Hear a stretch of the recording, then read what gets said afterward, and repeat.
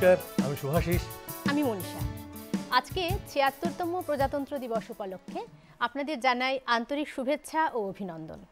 আজকের এই বিশেষ দিনে আমরা আপনাদের শোনাবো কিছু দেশাত্মবোধক গান, আর সেই গানগুলো শোনানোর জন্য আমাদের সঙ্গে আছেন পঞ্চনীড়ের গুণী শিল্পীরা।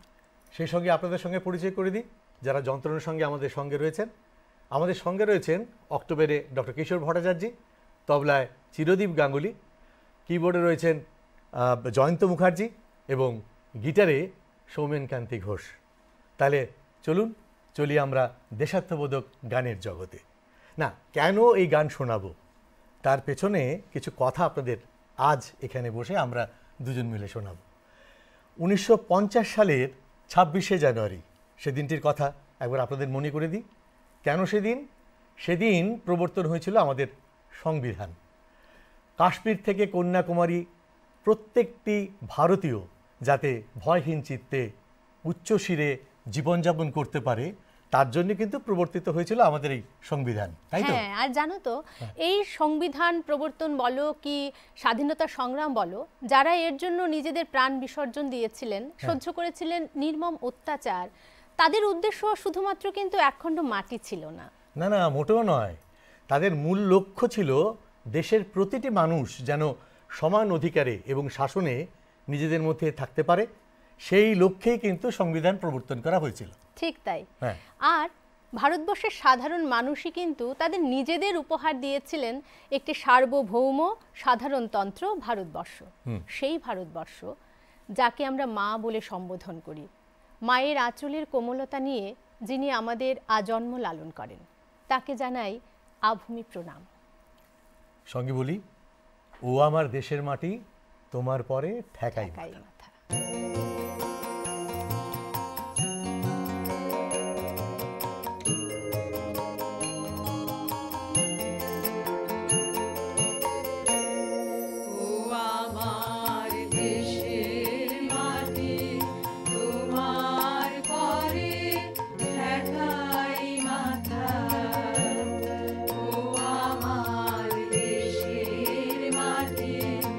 তোমার পরে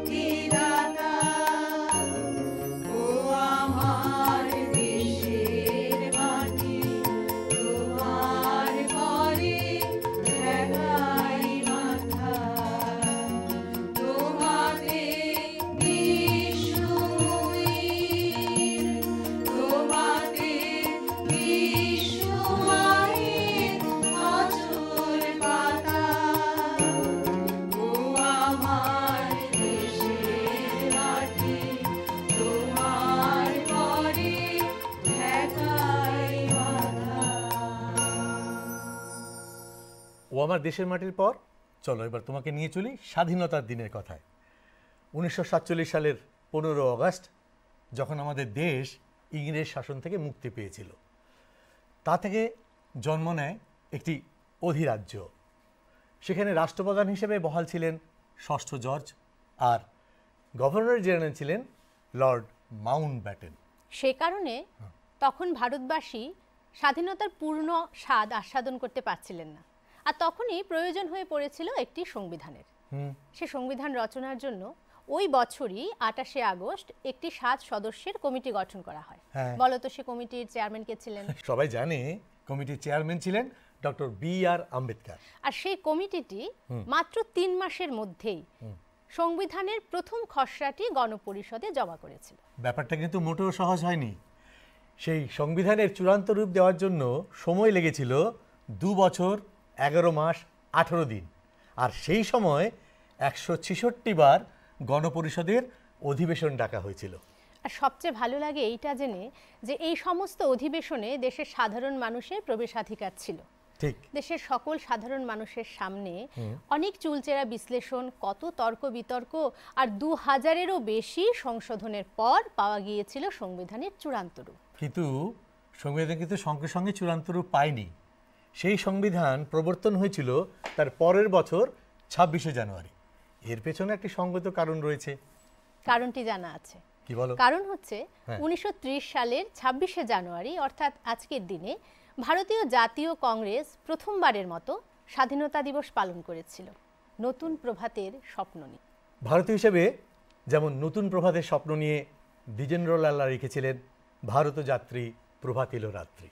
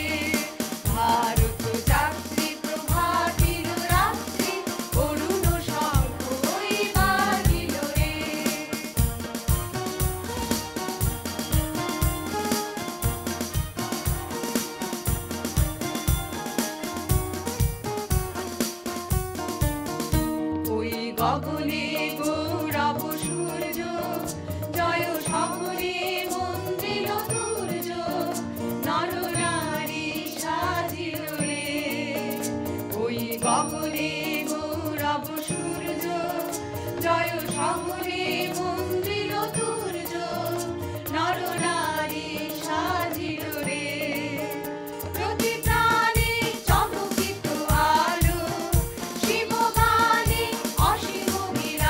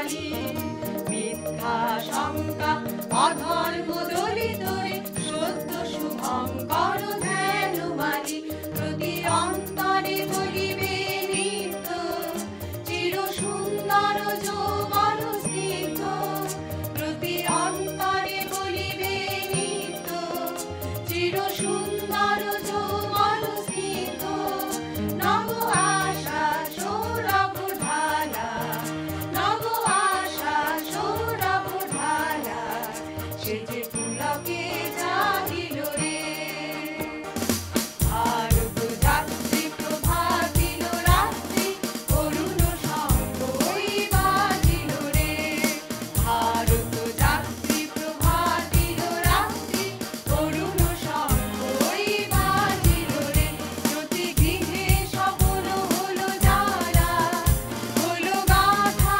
গৌরবমালা প্রতি গৃহে সফল হলো যারা হলো গাথা গৌরবমালা নব আশা সৌরভ ঢালা নব আশা সৌরভ ঢালা সে যে পুলকে জাগিল রে ভারত যাত্রী প্রভাতিল রাত্রি অরুণ শঙ্খ ওই বাজিল রে ভারত যাত্রী প্রভাতিল রাত্রি অরুণ শঙ্খ ওই বাজিল রে ভারত যাত্রী প্রভাতিল রাত্রি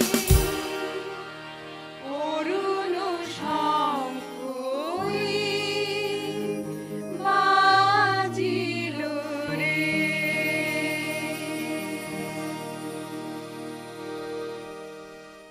ভারতীয় সংবিধানের অরুণ শঙ্খটি যিনি বাজিয়েছিলেন, অর্থাৎ ভারতীয় সংবিধানের জনক ডক্টর বি.আর. আম্বেদকর জন্মেছিলেন দরিদ্র অস্পৃশ্য মাহার পরিবারে।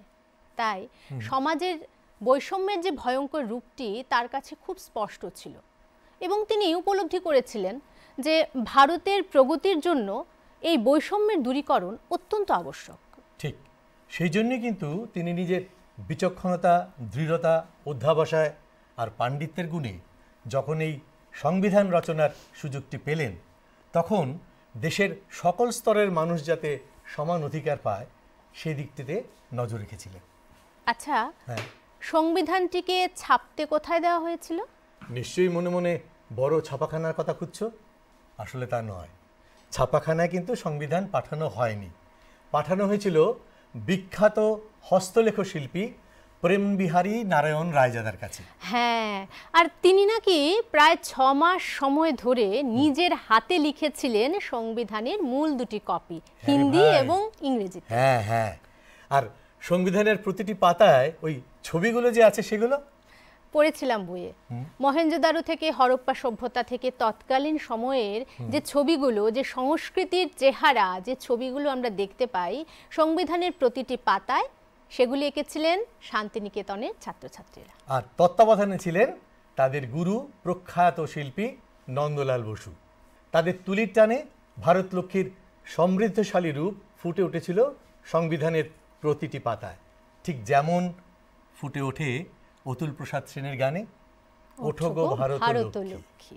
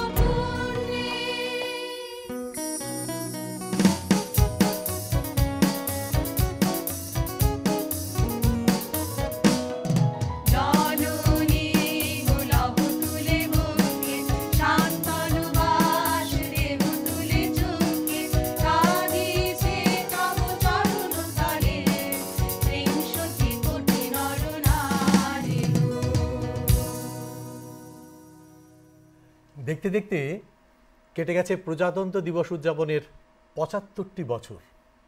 এই সময় প্রবাহে অনেক অসাম্য, অনেক বিভাজনের চোখ রাঙানি আমাদের শঙ্কিত করলেও ভারতীয় সংবিধানের মূল সুরটি কিন্তু আজও অবিকৃত আছে।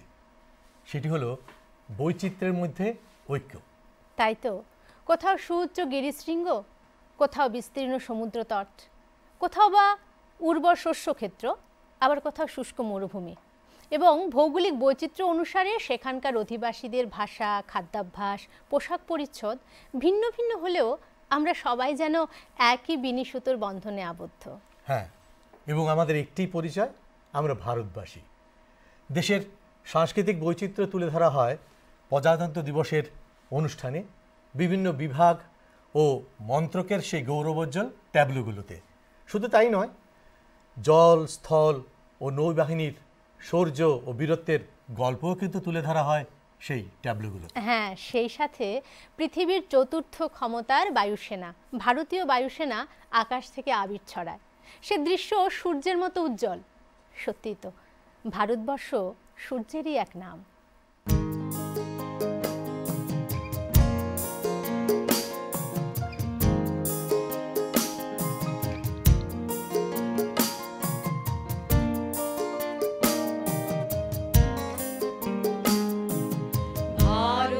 ভারতবর্ষ সূর্যের এক নাম, আমরা রয়েছি সেই সূর্যের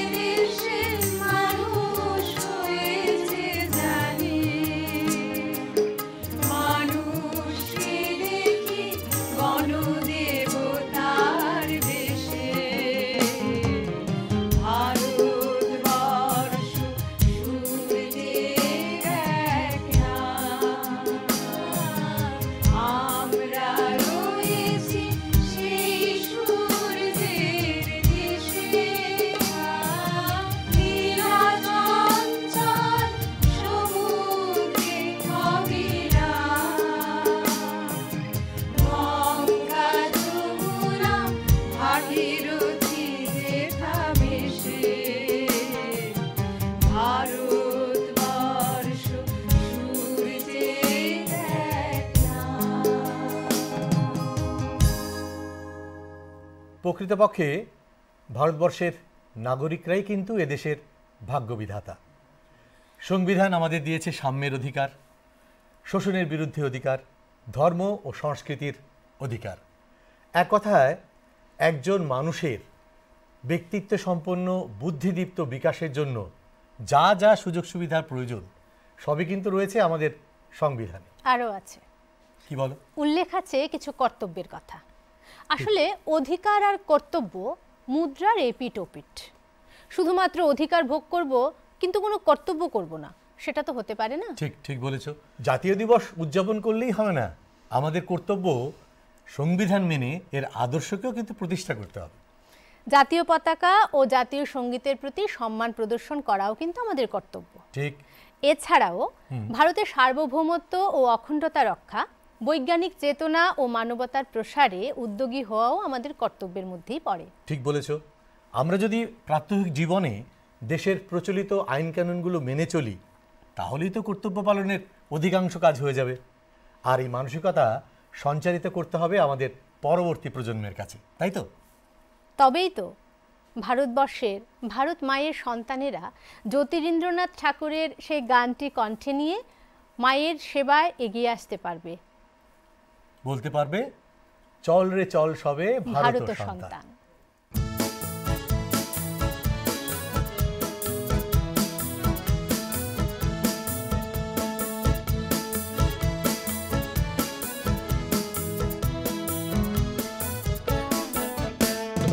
চল রে চল সবে ভারত সন্তান, মাতৃভূমি করে আহ্বান। চল রে চল সবে ভারত সন্তান, মাতৃভূমি করে আহ্বান।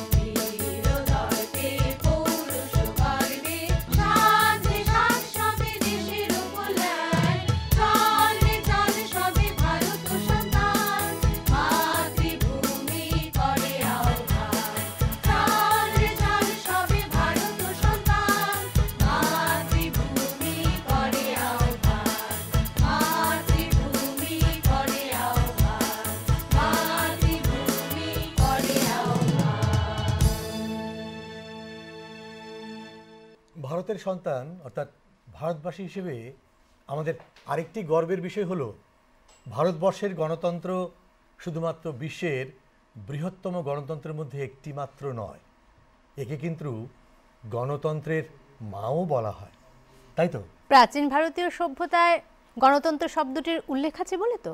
নিশ্চয়ই। ঋগ্বেদে, অথর্ববেদে বা বৌদ্ধ শাসনকালের পাণিনির অষ্টাধ্যায়ীতেও গণতন্ত্রের কথা কিন্তু বলা হয়েছে। আমরা আসলে খুবই সৌভাগ্যবান। আমাদের ছিলেন চাণক্য, ছিলেন আর্যভট্ট, যারা চিকিৎসা শাস্ত্রে, গণিতে বিশ্বের পথপ্রদর্শক। ঠিক বলেছ। সেই উন্নতির ধারা কিন্তু এখনো বিদ্যমান।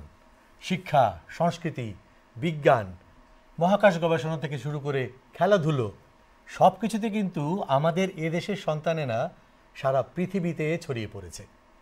তাই বোধহয় এই বছরের প্রজাতন্ত্র দিবসের বিষয় নির্বাচন করা হয়েছে স্বর্ণিম ভারত, ঐতিহ্য ও উন্নয়ন। ঠিক যেমনটা ইন্দিরা দেবী চৌধুরানীর এই গানটির প্রতিটি ছত্রে ফুটে ওঠে, সেই যে আমরা যে ভারতের ধর্মধারক। ধর্মধারক।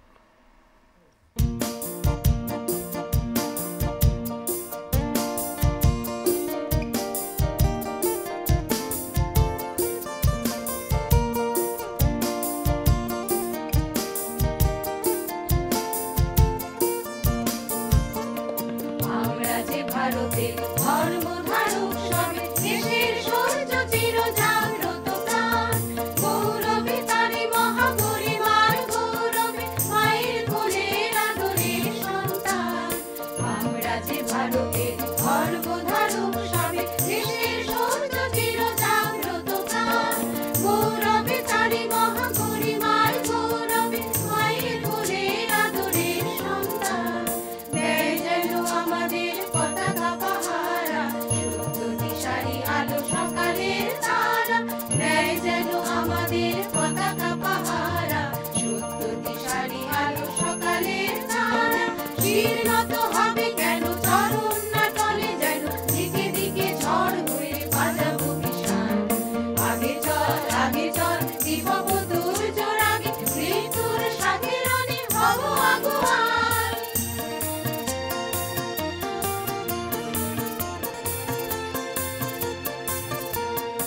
আমরা যে তুফানের সাথে খেলি দোললীলা, বন্দী আবির হয়ে রজনী বিহার।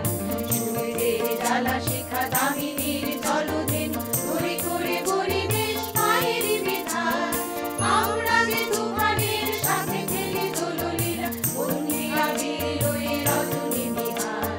সূর্যের জ্বালা শিখা দামিনীর জলধেনু, ধরে করে বলি দেশ মায়ের বিধান। দেয় যেন আমাদের পতাকা পাহারা, সত্য দিশারি আলো সকালের তারা। দেয় যেন আমাদের পতাকা পাহারা, সত্য দিশারি আলো সকালের তারা। শীর্ণত হবে কেন চরণ না টলে, যেন দিকে দিকে ঝড় হয়ে বাজাবো বিশাল। আগে চল দিবব দুর্যোর আগে, মৃত্যুর সাথে রণে হব আগুয়ান।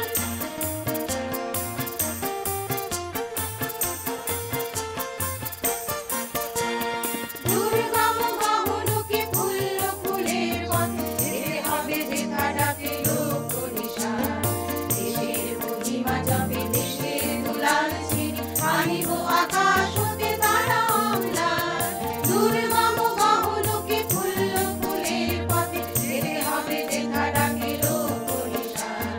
দেশের মহিমা জপে দেশের দুলাল ছিনি, আনিব আকাশ হতে তারা অম্লান। দেয় যেন আমাদের পতাকা পাহারা, সত্য দিশারি আলো সকালের তারা। দেয় যেন আমাদের পতাকা পাহারা, সত্য দিশারি আলো সকালের তারা। শীর্ণত হবে কেন চরণ না টলে, যেন দিকে দিকে ঝড় হয়ে বাজাবো বিশাল। আগে চল দিবব দুর্যোর আগে, মৃত্যুর সাথে রণে হব আগুয়ান, হব আগুয়ান, হব আগুয়ান।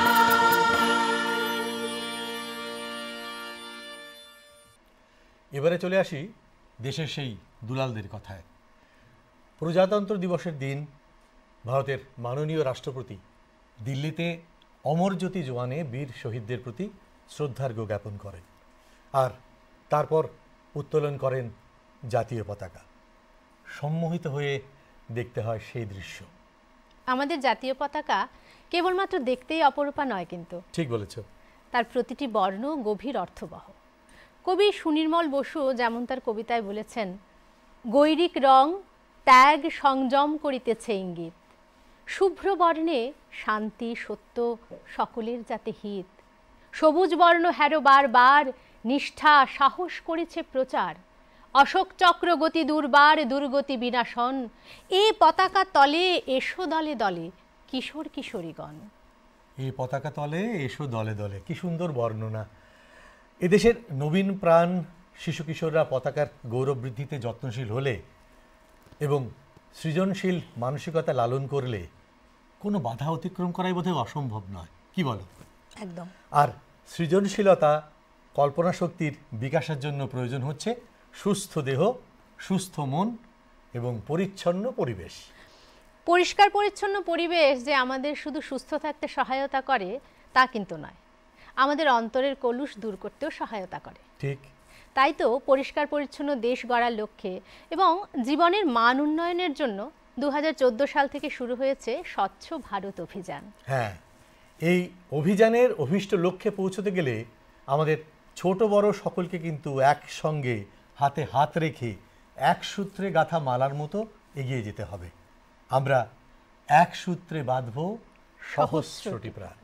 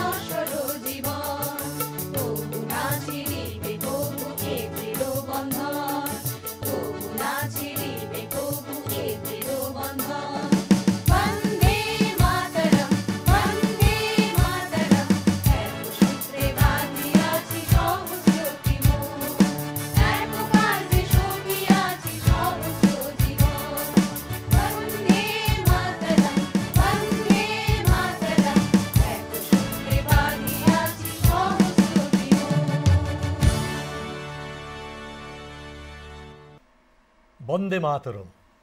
আমরা ভারতবর্ষে এক সূত্রে বাঁধিয়ে আছি সহস্রটি মন।